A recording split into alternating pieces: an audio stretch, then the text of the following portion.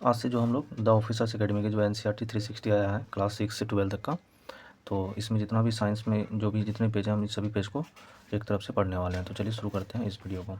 यहाँ पे देखिए अध्याय 1 है, क्लास 6 है, अध्याय 1 है और भोजन के घटक हैं। तो चलिए शुरू करते हैं। भोजन का व्यंजन, क्वेश्चन नंबर 1 है, भोजन का व्यंजन जो कच्चा सामग्री से मिलकर बनाता है से प्राप्त होता है। ऑप्शन है पादपों से, जंतुओं से। और ठीक है, उपयुक्त में से कौन सा कथन सही है? केवल एक, केवल दो, एक दो, दोनों, इनमें से कोई नहीं। ऑप्शन आंसर सी लिया है, एक दो दोनों, पादपों से, पादप से भी और जंतु से भी। भोजन का जो व्यंजन का जो कच्चा सामग्री से मिलकर बनता है, पादप से भी और जंतु से भी। चलिए इसका हम लोग अब डिस्कशन देखते हैं।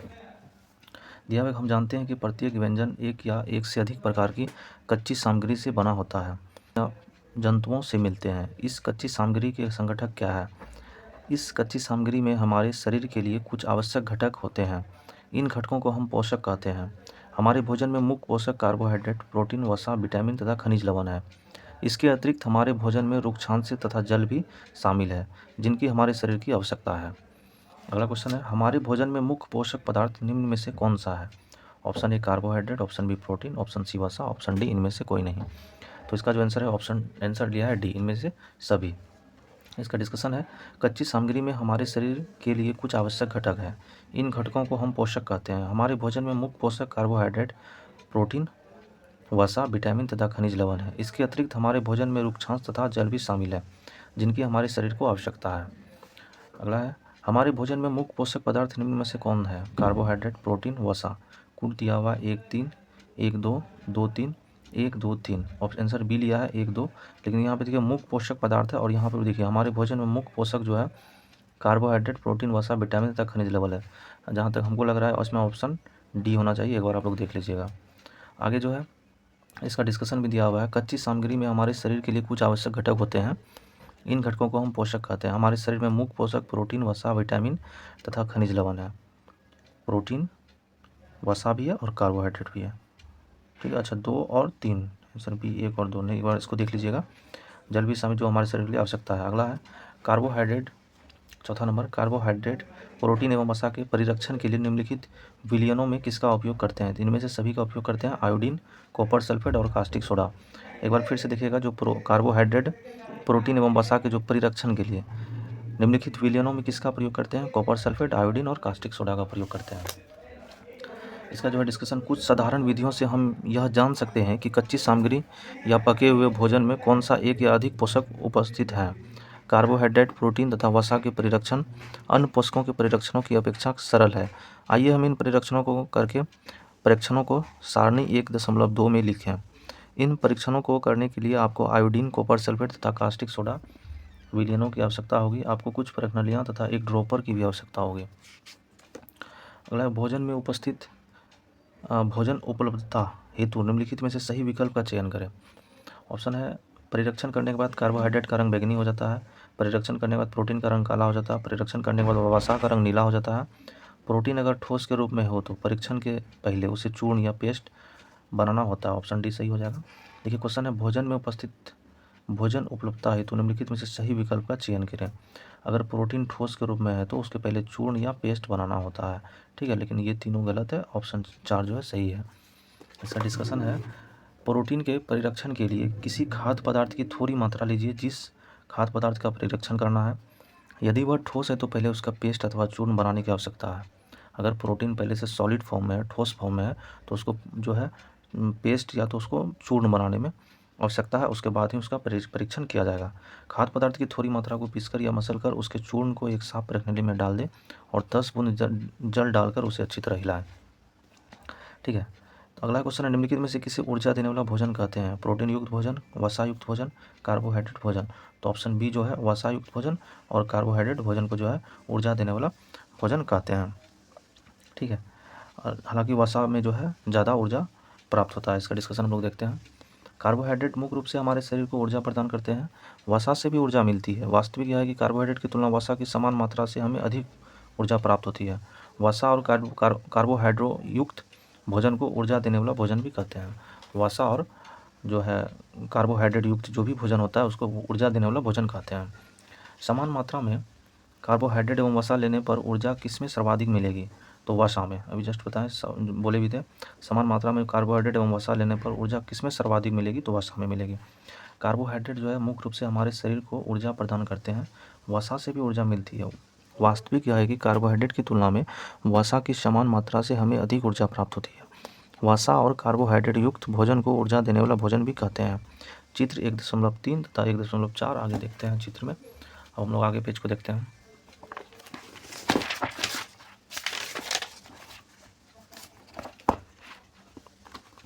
क्वेश्चन नंबर 8 देखिए क्या कहता है, सुमेलित करें। कार्बोहाइड्रेट का स्रोत वसा के पादप स्रोत और वसा के जंतु स्रोत है। तो इसका जो ऑप्शन है ऑप्शन डी, 1 का 1, 2 का सी और 3 का बी। कार्बोहाइड्रेट का जो स्रोत है बाजरा और आलू लिया है। वसा का जो पादप स्रोत है गिरी है। पादप स्रोत वसा का मतलब जो प्लांट से जो सोर्स है वसा का, उसका जो है ऑप्शन गिरी है। और वसा के जंतु स्रोत मछली एवं घी है। ठीक है, घी जो है जंतु का स्रोत है वसा का। अगला हम लोग देखते हैं, निम्नलिखित में से कौन सा सत्य है। प्रोटीन रोगों से हमारे शरीर की रक्षा करता है। विटामिन की आवश्यकता शरीर की वृद्धि के लिए आवश्यक है। वसायुक्त भोजन को प्रायः शरीर का वर्धक भोजन भी कहते हैं। हमारे शरीर के सभी प्रकार के विटामिनों की अल्प मात्रा में आवश्यकता होती है। सत्य है तो विटामिन ऑप्शन डी सत्य है। प्रोटीन रोगों से हमारे शरीर की रक्षा करता है, बिल्कुल गलत बात है। विटामिन यहाँ पे हो सकता है। प्रोटीन शरीर की वृद्धि के लिए आवश्यक है। और वसायुक्त भोजन को प्रायः शरीर वर्धक भोजन कहते हैं, नहीं, प्रोटीन युक्त भोजन को प्रायः शरीर वर्धक भोजन कहते हैं। चलिए इसका डिस्कशन हम लोग देखते हैं। प्रोटीन की आवश्यकता शरीर की वृद्धि तथा स्वास्थ्य रहने के लिए होती है। प्रोटीन युक्त भोजन को प्रायः शरीर वर्धक भोजन कहते हैं। शरीर वर्धक भोजन प्रोटीन युक्त भोजन को कहते हैं। विटामिन रोगों से हमारे शरीर की रक्षा करता है। विटामिन हमारी आँख, अस्थियों, दांत, मसूड़ों को स्वस्थ रखने में भी सहायता करते हैं। विटामिन कई प्रकार के होते हैं जिन्हें अलग अलग नामों से जाना जाता है। इनमें से कुछ को विटामिन ए, कुछ को vitamin B, vitamin C, vitamin D, vitamin E, vitamin K नाम से जाना जाता है। विटामिनों के एक समूह को विटामिन बी कॉम्प्लेक्स कहते हैं। विटामिनों के एक समूह को विटामिन बी कॉम्प्लेक्स कहते हैं। और हमारे शरीर को सभी प्रकार के विटामिनों की अल्प मात्रा में आवश्यकता होती है। अगला है, हमारी आँखों एवं त्वचा में को कौन सा विटामिन स्वस्थ रखता है। तो हमारी आँखों एवं त्वचा को जो है vitamin A, option answer A भी लिया है, और विटामिन ए जो है स्वस्थ रखता है। आगे देखते हैं, डिस्कशन है कि विटामिन ए हमारी त्वचा तथा आँखों को स्वस्थ रखता है। विटामिन सी बहुत से रोगों से लड़ने में हमारी मदद करता है। विटामिन डी हमारी अस्थियों और दांतों के लिए कैल्शियम का उपयोग करने में हमारे शरीर की सहायता करता है। ठीक है, अगला है, हमारे शरीर में बहुत प्रकार के रोगों से लड़ने में मदद करने वाला विटामिन कौन सा है। विटामिन सी, आंसर भी ऑप्शन सी लिया है। ऑप्शन में दिया vitamin A, B, C, D, तो विटामिन सी हो जाएगा इसका आंसर। इसका हम लोग डिस्कशन देखते हैं। विटामिन ए हमारी त्वचा तथा आँखों को स्वस्थ रखता है। विटामिन सी बहुत से रोगों से लड़ने में हमारी मदद करता है। विटामिन डी हमारी अस्थियों और दांतों के लिए कैल्शियम का उपयोग करने में हमारे शरीर की सहायता करता है। क्वेश्चन नंबर 13 है, विटामिन है और इधर स्रोत दिया हुआ है। इसका जो आंसर है ऑप्शन बी है। विटामिन ए का जो स्रोत है वो है ऑप्शन बी, पपीता, गाजर, आम। विटामिन बी ऑप्शन डी है, यकृत और चावल। विटामिन सी 3 का हो जाएगा, अमरूद और मिर्च 1। और विटामिन डी इसका हो जाएगा सी, मछली के तेल। जैसे विटामिन ए है, इसका जो है पपीता, गाजर, आम, ऑप्शन बी हो जाएगा। विटामिन बी का जो है इसका स्रोत हो जाएगा विटामिन ऑप्शन नंबर डी, यकृत और चावल। 3 नंबर है विटामिन सी और इसका जो स्रोत होगा ऑप्शन नंबर 1, अमरूद और मिर्च। और 4 नंबर है विटामिन डी और इसका हो जाएगा सी, मछली के तेल। इस प्रकार आगे हम लोग देखते हैं। देखिए क्लास 6 चैप्टर 1 का जो है पेज नंबर 5 में जो है ये कुछ दिया हुआ है सोर्स विटामिन का। विटामिन के कुछ स्रोत दिए हुए हैं, जैसे यहाँ पे है विटामिन ए के कुछ स्रोत, विटामिन बी के कुछ स्रोत, विटामिन सी के, विटामिन डी के, ये आप लोग। क्वेश्चन नंबर 14 है, आहारी रेशों यानी रुक्षांश के संदर्भ में निम्नलिखित में से कौन सा कथन सही नहीं है। तो जो आहारी रेशे रुक्षांश के नाम से जाना जाता है, आहारी रेशे जो है रुक्षांश के नाम से जाना जाता है। हमारे खाने में रुक्षांश की आपूर्ति मुख्यतः पादप उत्पादों से होती है। रुक्षांश हमारे शरीर को कई प्रकार के पोषक पदार्थ प्रदान करते हैं। और रुक्षांश के मुख्य स्रोत दाल, आलू, सब्जी एवं हरी सब्जियां हैं। इसका जो ऑप्शन है विटामिन सी है कि जो है आहारी रेशे यानी रुक्षांश के संदर्भ में कौन सा कथन सही नहीं है। ऑप्शन सी सही नहीं है। रुक्षांश हमारे शरीर के कई प्रकार के पोषक पदार्थ प्रदान करते हैं। चलिए डिस्कशन देखते हैं। पोषकों के अलावा हमारे शरीर को आहारी रेशों तथा जल की भी आवश्यकता होती है। आहारी रेशे रुक्षांश के नाम से भी जाने जाते हैं। हमारे खाने में रुक्षांश की पूर्ति मुख्यतः पादप उत्पादों से होती है। रुक्षांश के मुख्य स्रोत साबुत खाद्यान्न, दाल, आलू, ताजे फल और सब्जियां हैं। रुक्षांश हमारे शरीर को कोई पोषक प्रदान नहीं करते हैं, फिर भी यह हमारे भोजन का आवश्यक अवयव है और इसका जो आयतन बढ़ा देते हैं। रुक्षांश बिना पचे भोजन को बाहर निकालने में हमारी सहायता करते हैं। अगला क्वेश्चन है, कथनों पर विचार करें। 15 नंबर, जल भोजन में उपस्थित पोषक पदार्थ को अवशोषित करने में सहायता प्रदान करता है और जल शरीर के अपशिष्ट पदार्थ को बाहर निकालने में सहायता प्रदान करता है। उपयुक्त में से सही कथन पर विचार कीजिए। आंसर नंबर सी लिया है, 1 और 2 दोनों हो जाएगा। जल भोजन में उपस्थित जो पोषक पदार्थ को अवशोषित करने में सहायता प्रदान करता है और जल शरीर के अपशिष्ट पदार्थ को बाहर निकालने में भी सहायता प्रदान करता है। इसका हम लोग अब डिस्कशन देखते हैं। देखिए, जल भोजन में उपस्थित पोषकों को अवशोषित करने में हमारे शरीर की सहायता करते हैं। यह कुछ अपशिष्ट पदार्थों जैसे कि मूत्र तथा पसीने को शरीर से बाहर निकालने में सहायता करते हैं। सामान्यतः हमारे शरीर को जितने जल की आवश्यकता होती है वह हमें उन वस्तुओं से प्राप्त होता है जिन्हें हम द्रव रूप में लेते हैं, जैसे ही जल, दूध और चाय आदि। इसके अतिरिक्त हम जो भी भोजन पकाते हैं उसमें भी पानी का प्रयोग किया जाता है। आइए देखें कि क्या कोई अन्य स्रोत हमारे शरीर को जल प्रदान करता है। यहाँ कुछ होगा, देखते हैं। अगला क्वेश्चन, निम्नलिखित में से असत कथन की पहचान करें। सामान्यतः पूरे दिन में जो हम खाते हैं उसे आहार कहते हैं। संतुलित आहार में कार्बोहाइड्रेट, वसा एवं प्रोटीन के अलावा रुक्षांश एवं जल भी सम्मिलित होते हैं। छिलका उतारकर सब्जियों को धोने से कुछ विटामिन और खनिज लवण नष्ट हो जाते हैं। इनमें से कोई नहीं। ऑप्शन डी है, असत कथन की पहचान करना था, जो कि इनमें से कोई भी कथन जो है असत नहीं है, सभी कथन सत्य है। देखते हैं। सामान्यतः पूरे दिन में जो भी कुछ हम खाते हैं उसे आहार कहते हैं। हमारे शरीर की वृद्धि और अच्छे स्वास्थ्य को बनाए रखने के लिए हमारे आहार में वे सभी पोषक तत्व उचित मात्रा में होने चाहिए जिनकी हमारे शरीर को आवश्यकता है। कोई भी पोषक तत्व न आवश्यकता से अधिक हो और न ही कम। हमारे आहार में पर्याप्त मात्रा में रुक्षांश तथा जल भी होना चाहिए। इस प्रकार के आहार को संतुलित आहार कहते हैं। अगला देखते हैं हम लोग। छिलका उतारकर यदि सब्जियों और फलों को धोया जाता है तो यह संभव है कि उनमें कुछ विटामिन नष्ट हो सकते हैं। सब्जियों और फलों की त्वचा में कई महत्वपूर्ण विटामिन तथा खनिज लवण होते हैं। चावल और दालों को बार बार धोने से उनमें उपस्थित विटामिन और कुछ खनिज लवण अलग हो सकते हैं। अगला क्वेश्चन है, भोजन को पकाने से कौन सा विटामिन आसानी से नष्ट हो सकता है। तो ये विटामिन सी जो है आसानी से नष्ट हो जाता है। भोजन को पकाने में जो है विटामिन सी का नष्ट हो जाता है। क्वेश्चन है, भोजन को पकाने में विटामिन सी आसानी से गर्मी में नष्ट हो जाता है। क्या यह उचित नहीं होगा कि हम अपने आहार में फल और कच्ची सब्जियों को सम्मिलित करें। ये क्वेश्चन कह रहा है, क्या यह उचित नहीं होगा कि हम अपने आहार में फल और कच्ची सब्जियों को सम्मिलित करें।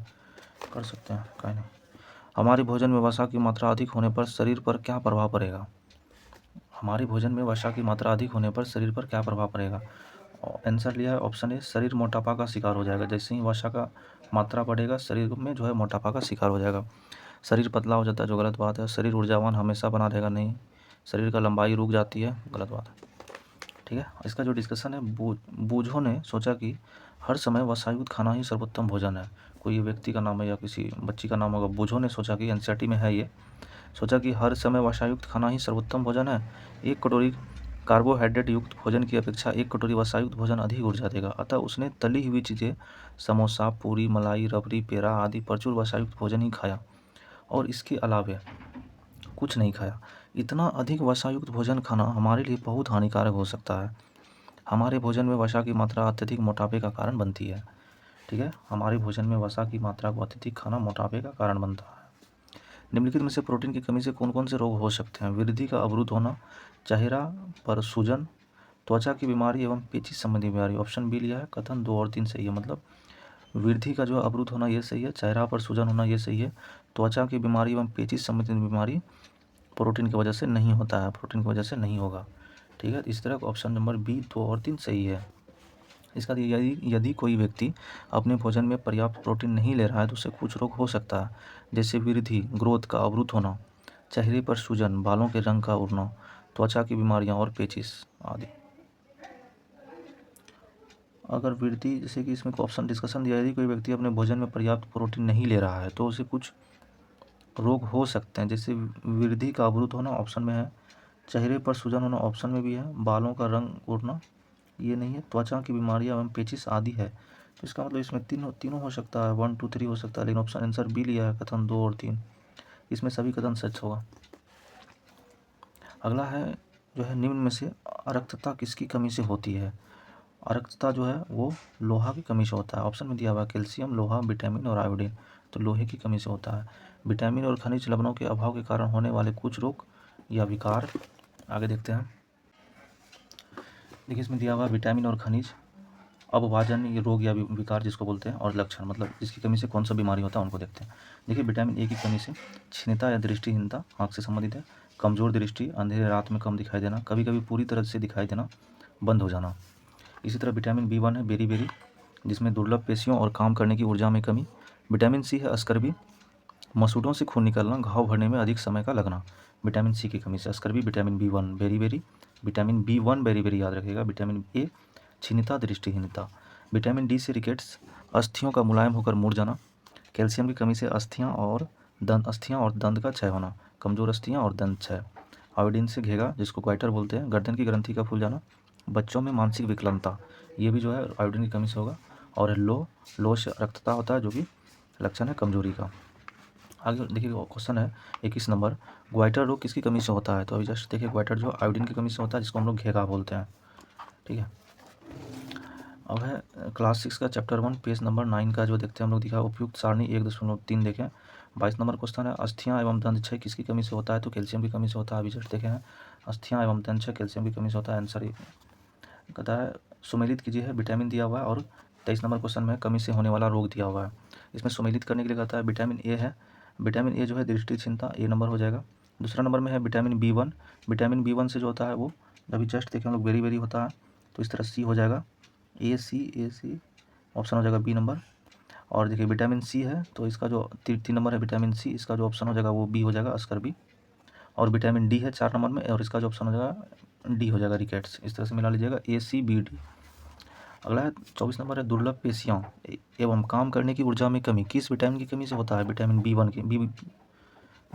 की कमी से होता है। दुर्लभ पेशियां एवं काम करने की ऊर्जा में कमी किस विटामिन की कमी के कारण होता है? तो विटामिन B1 की कमी के कारण होता है। आगे हम लोग देखते हैं। ठीक है, अध्याय 2 दिया हुआ वस्तुओं के समूह बनाना है। ठीक है, किसी वस्तु को बनाने के लिए किसी पदार्थ का चयन निर्भर होता है। किसी वस्तु को बनाने के लिए किसी पदार्थ का चयन निर्भर होता है पदार्थ के गुणों के आधार पर, पदार्थ के उपयोग के आधार पर। इसका जो है आंसर ऑप्शन ए लिया, दोनों के आधार पर, पदार्थ के गुण के भी आधार पर और पदार्थ के उपयोग के भी आधार पर किसी वस्तु को बनाने के लिए किसी पदार्थ का चयन गुण और उपयोग दोनों के आधार पर किया होता है। इसका डिस्कशन देखते हैं। किसी वस्तु ऑब्जेक्ट को बनाने के लिए पदार्थ का चयन निम्न आधारों पर किया जाता है। पदार्थ के गुणों के आधार पर, प्रॉपर्टीज ऑफ मटेरियल, पदार्थ की मजबूती, स्ट्रेंथ, लचीलापन, फ्लेक्सिबिलिटी, गर्मी या ठंड सहने की क्षमता, थर्मल रेसिस्टेंस, जंग प्रतिरोध, कोरिजन रेसिस्टेंस आदि गुणों के आधार पर तय किया जाता है। पदार्थों के उपयोग के आधार पर, प्रॉपर्टीज ऑफ यूज, वस्तु का उद्देश्य या कार्य भी पदार्थ के चयन में महत्वपूर्ण भूमिका निभाता है। उदाहरण के लिए बिजली के तार के लिए तांबा चुना जाता है क्योंकि यह अच्छा चालक है, इसलिए पदार्थ का चयन गुण और उपयोग दोनों के आधार पर किया जाता है। पदार्थ में क्या क्या होता है? ऑप्शन नंबर डी है उपरोक्त सभी होता है। क्या सब है? ऑप्शन नंबर ए में है कांच, धातुएं, प्लास्टिक या लकड़ी, रुई। और ऑप्शन डी में है उपयुक्त सभी में। तो इसमें जो है उपयुक्त सभी होगा, कांच, धातुएं, प्लास्टिक, लकड़ी, रुई सब जो है पदार्थ में ही आता है। हमारे चारों ओर की वस्तुएं एक अथवा एक से अधिक पदार्थों से बनी होती है। ये पदार्थ कांच, धातुएं, प्लास्टिक, लकड़ी, रुई, कागज, पंख तथा मृदा हो सकते हैं। क्या आप पदार्थों के एक और अधिक उदाहरणों के विषय में विचार कर सकते हैं? निम्नलिखित में से कौन चमकदार सामग्री होते हैं? इसमें दिया हुआ है ऑप्शन ए सोना, option B rubber, option C chalk, option D पुस्तक। और आंसर लिया ऑप्शन ए सोना। निम्नलिखित में से कौन चमकदार सामग्री होते हैं? तो सोना दिया है। देखिए लोहा, तांबा, एल्युमिनियम तथा सोना धातुओं के उदाहरण हैं। कुछ धातुएं बहुधा अपनी चमक खो देती है और धातुहीन मतलब निष्प्रभव दिखाई देने लगती है। ऐसा उन पर वायु या नमी की अभिक्रियाओं के कारण होता है, इसलिए हमें केवल ताजे कटे पृष्ठों पर ही धुती दिखाई देती है। सोना एक चमकदार धातु है। द्वितीयमय का अर्थ होता है, इसका जो ऑप्शन लिया है आंसर सी चमकीला। ठीक है, डिस्कशन देखते हैं। जो द्वितीयमय शब्द का अर्थ होता है चमकदार या चमक वाला, यह शब्द द्युति से बना है जिसका अर्थ प्रकाश, चमक या तेज होता है, इसलिए चमकीला शब्द द्वितीयमय का सही अर्थ बताता है। कठोर पदार्थ कहा जाता है, 5 नंबर में है, कठोर पदार्थ कहा जाता है। ऑप्शन ए है जिनको दबाना मुश्किल हो, ऑप्शन बी है संपीड़ित करना कठिन होता है, ऑप्शन सी है ए और बी दोनों, इनमें से कोई नहीं। इसका आंसर होगा ए और बी दोनों। कठोर पदार्थ क्या होता है? जिनको दबाना भी मुश्किल होता है, जिसको संपीड़ित करना कठिन होता है। देखते हैं हम लोग ऑप्शन में, डिस्कशन में देखते हैं। जब आप विभिन्न पदार्थों को अपने हाथों से दबाते हैं तो उनमें से कुछ को दबाना संपीड़ित करना कठिन होता है, संपीड़ित, जबकि कुछ अन्य आसानी से संपीड़ित हो जाते हैं। धातु की एक चाबी लीजिए तथा इससे लकड़ी, एल्युमिनियम, पत्थर का टुकड़ा, कील, मोमबत्ती, चाक, अन्य कोई पदार्थ अथवा वस्तु के पृष्ठों को खरोंचने का प्रयास कीजिए। आप कुछ पदार्थों को आसानी से खरोंच सकते हैं, जबकि कुछ अन्य पदार्थों को इतनी आसानी से नहीं खरोंचा जा सकता। वे पदार्थ जिन्हें आसानी से संपीड़ित किया अथवा खरोंचा जा सकता है, कोमल पदार्थ कहलाते हैं, जबकि अन्य पदार्थ जिन्हें दबाना या संपीड़ित करना कठिन होता है, कठोर पदार्थ कहलाते हैं। उदाहरण के लिए रुई अथवा स्पंज कोमल है, जबकि लकड़ी कठोर है। दिखावट में पदार्थों में विभिन्न गुण हो सकते हैं, जैसे द्युति, जिसका मतलब होता है चमक, कठोरता, रक्ष मतलब खुरदुरा अथवा चिकना होना। क्या आप अन्य गुणों के बारे में सोच सकते हैं जो किसी पदार्थ की दिखावट का वर्णन करते हैं? अगला है, देखिए, निम्नलिखित में से कौन धातु नहीं है? ठीक है, ऑप्शन बी है लोहा, ऑप्शन ए है लोहा, ऑप्शन बी है लकड़ी, ऑप्शन सी है सोना, ऑप्शन डी है चांदी। धातु नहीं है, लकड़ी धातु नहीं है। पदार्थ जिनमें इस प्रकार की द्युति होती है वे प्रायः धातु होते हैं। लोहा, तांबा, एल्युमिनियम तथा सोना धातुओं के उदाहरण हैं। कुछ धातुएं बहुधा अपनी चमक खो देती है और द्युतिहीन, निष्प्रभ दिखाई देने लगती है। ऐसा उन पर वायु तथा नमी की अभिक्रियाओं के कारण होता है, इसलिए हमें केवल ताजे कटे पृष्ठों पर ही चमक दिखाई देती है। द्युति का मतलब होता है चमक। लकड़ी एक धातु नहीं है। अगला क्वेश्चन है, निम्नलिखित में से असत्य कथन की पहचान करें। एक नंबर है, पदार्थ जिसे संपीड़ित करना कठिन हो, कठोर पदार्थ कहलाता है। बी है, पदार्थ जिसे संपीड़ित करना आसान एवं जिसे खरोंचा आसानी से जा सके, कोमल पदार्थ कहलाता है। और सी है, धातु में हमेशा चमक बनी रहती है। असत्य कथन का चयन करना है। और डी में है, इनमें से सभी। तो आंसर लिया है सी, धातु में हमेशा चमक बनी रहती है। ये कथन असत्य है। इसका डिस्कशन देखते हैं। जब आप विभिन्न पदार्थों को अपने हाथों से दबाते हैं तो उनमें से कुछ को दबाना, संपीड़ित करना कठिन होता है, जबकि कुछ अन्य आसानी से संपीड़ित हो जाते हैं। धातु की एक चाबी लीजिए तथा इससे लकड़ी, एल्युमिनियम, पत्थर का टुकड़ा, कील, मोमबत्ती, चाक, अन्य पदार्थ अथवा वस्तु के पृष्ठों को खरोंचने का प्रयास कीजिए। आप कुछ पदार्थों को आसानी से खरोंच सकते हैं, जबकि कुछ अन्य पदार्थों को इतनी आसानी से नहीं खरोंचा जा सकता है। वे पदार्थ जिन्हें आसानी से संपीड़ित या खरोंचा जा सकता है, कोमल पदार्थ कहलाते हैं, जबकि अन्य पदार्थ जिन्हें संपीड़ित करना कठिन होता है, कठोर पदार्थ कहलाते हैं। उदाहरण के लिए रुई अथवा स्पंज कोमल है, जबकि लकड़ी कठोर है। पदार्थ जिनमें इस प्रकार की द्युति होती है वे प्रायः धातु होते हैं। लोहा, तांबा, एल्युमिनियम तथा सोना धातुओं के उदाहरण है। कुछ धातुएं बहुधा अपनी चमक खो देती है और द्युतिहीन, निष्प्रभ, जिसको बोलते हैं चमक, दिखाई देने लगता है। ऐसा उन पर वायु तथा नमी की अभिक्रियाओं के कारण होता है, इसलिए हमें केवल ताजे कटे, आगे डिस्कशन में नहीं है। 8 नंबर क्वेश्चन है, अविलेय शब्द का क्या अर्थ है? अविलेय शब्द है, ए नंबर अघुलनशील, बी नंबर अमिश्रित, सी नंबर अपारदर्शी, डी नंबर पारदर्शी। जो इसका आंसर होगा, अविलेय शब्द का अर्थ है अघुलनशील। ठीक है, आप यह पाएंगे कि कुछ पदार्थ जल पूर्णतः लुप्त हो गए। आप यह पाएंगे कि कुछ पदार्थ जल में पूर्णतः लुप्त हो गए, अर्थात घुल गए, विलीन हो गए हैं। हम यह कहते हैं कि ये पदार्थ जल में विलय है। अन्य पदार्थ जल के साथ मिश्रित नहीं होते तथा काफ़ी समय तक गिलास में विलोडित करने पर ही जल में लुप्त नहीं होते। वे पदार्थ जल में अविलय है, मतलब घुलाने से भी नहीं घुलता, तो वो पदार्थ जल में अविलय है। 9 नंबर में है, अविलय पदार्थ के बारे में सही कथन चुनिए। ये जल में आसानी से घुल जाते हैं। बी नंबर में है, काफ़ी समय तक विलोडित करने पर घुल जाते हैं। सी नंबर में है, जल के साथ मिश्रित नहीं होते हैं। डी नंबर में है, इनमें से सभी। तो अविलय पदार्थ मतलब अघुलनशील पदार्थ के बारे में सही कथन का चयन करें तो सी नंबर में है, जल के साथ मिश्रित नहीं होते हैं। तो इसका जो सही आंसर होगा ऑप्शन सी हो जाएगा। आप यह पाएंगे कि कुछ पदार्थ जल पूर्णतः लुप्त हो गए, अर्थात घुल गए, विलीन हो गए हैं। हम यह कह सकते हैं कि ये पदार्थ जल में विलय है। अन्य पदार्थ जल के साथ मिश्रित नहीं होते तथा काफ़ी समय तक गिलास में विलोडित करने पर भी जल में लुप्त नहीं होते। वे पदार्थ जल में अविलय है। निम्नलिखित में से कौन से विलय पदार्थ का उदाहरण है? नमक है, ऑप्शन ए, ऑप्शन बी है चीनी, ऑप्शन सी है वॉशिंग पाउडर। तो उपयुक्त में से सभी जो है पदार्थ, ऑप्शन डी लिया आंसर, उपयुक्त सभी विलय पदार्थ का उदाहरण है। इसका हम लोग डिस्कशन देखते हैं। कुछ ठोस पदार्थ जैसे चीनी, नमक, चॉक पाउडर, बालू, रेत तथा लकड़ी के बुरादे के नमूने एकत्र कीजिए। कांच के 5 गिलास लीजिए। प्रत्येक गिलास के लगभग 2/3 भाग में जल भरिए। पहले गिलास में कुछ मात्रा में चम्मच भरकर चीनी तथा दूसरे में नमक तथा इसी प्रकार शेष गिलासों में अन्य पदार्थ मिलाइए। प्रत्येक गिलास की अंतर वस्तु को चम्मच से विलोडित कीजिए। धीरे धीरे हिलाइए। कुछ मिनट तक प्रतीक्षा कीजिए। परीक्षण कीजिए और पता लगाइए कि जल में मिलाए गए पदार्थों में क्या होता है। एक चित्र भी दिया हुआ है, चित्र नंबर 2.4। अपने परीक्षणों को सारणी 2.3 में दर्शाए अनुसार नोट कीजिए। चीनी, नमक, वॉशिंग पाउडर विलय पदार्थ का उदाहरण है। तो हम लोग अभी पेज नंबर 5 तक रहने देते हैं। अगला पेज जो हम कल देखेंगे फिर।